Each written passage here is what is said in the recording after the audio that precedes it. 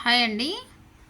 మీకోసం అయితే ఈవినింగ్ ఒక మంచి వీడియో పోస్ట్ చేస్తాను నేను. ఇప్పుడు మాత్రం ఏం చూపిస్తున్నా అంటే, ఇప్పుడు చూడండి, ఇది మనం పేపర్ సెట్టింగ్ చేసుకున్న న్యూ మెథడ్.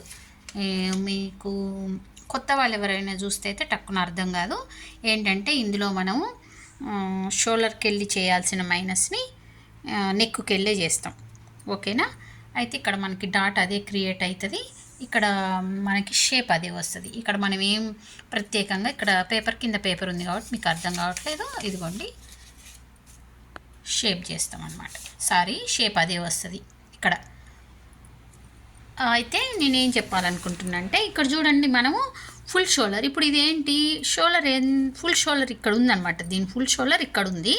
అయితే మీరు నార్మల్ మెథడ్లోనే బోట్ నెక్కు లేకుంటే హై నెక్కు అలాంటి వాటికి ఆర్మ్ హోల్ రౌండ్ చేసేటప్పుడు చూడండి, ఇదేమో ఫ్రంట్ ఆర్మ్ హోల్ రౌండ్, ఇది వచ్చేసి బ్యాక్ ఆర్మ్ హోల్ రౌండ్. మీకు ఇంత కరెక్ట్గా రావాలన్నమాట. వస్తే మీకు ఆ ఫిట్టింగ్ అనేది కరెక్ట్గా వస్తుంది.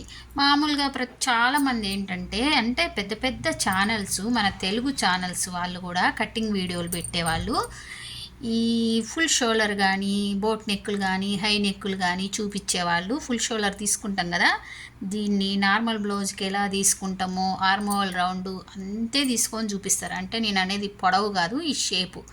దీని నుంచి ఇట్లా లోపలికి రావాలని కానీ లేదు. ఇక్కడ చెస్ట్లో మనం ఎంత ప్లస్ చేసుకున్నాం, బాడీ మెజర్మెంట్స్ తీసుకుంటారు, 4 భాగాలు చేస్తారు, పెట్టేస్తారు.